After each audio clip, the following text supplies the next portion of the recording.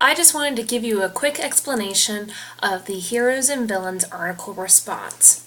So, when you're completing this assignment, the first thing you need to do is you need to read this article by Sophie Masson titled Heroes and Villains.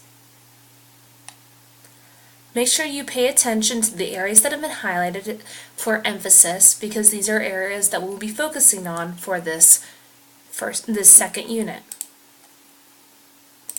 Then, after you get done reading the Heroes and Villains article, you're going to answer 4 questions.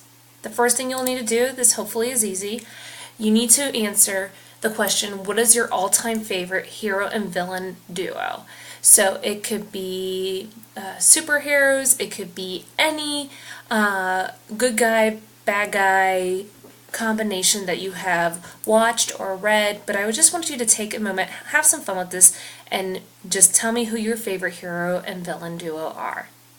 Then, what you're going to need to do is you're going to give me the name of the hero and villain and the description of their characters, because while I am familiar with, Batman and the Joker, I know there is a wide variety of interests in this class, so that is why you need to give me a description of the character, and then you need to explain, would your character be considered hot or cold, and why, and use evidence from the article to support your response. So as you're reading the article, you're going to see various characteristics for hot heroes, hot villains, and cold villains. So you'll need to go through and analyze whether or not your favorite hero and villain are hot and cold.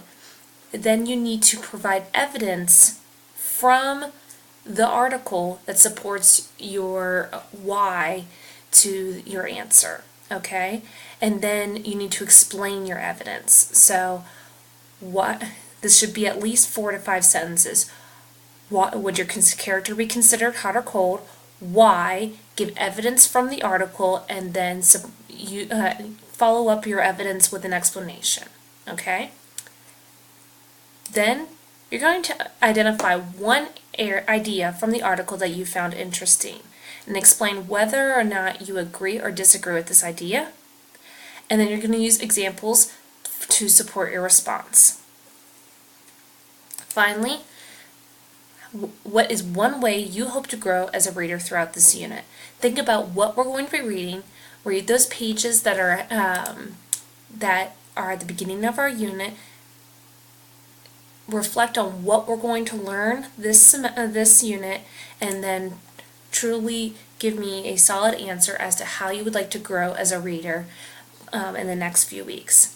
If you have any questions, don't hesitate to ask. Thank you.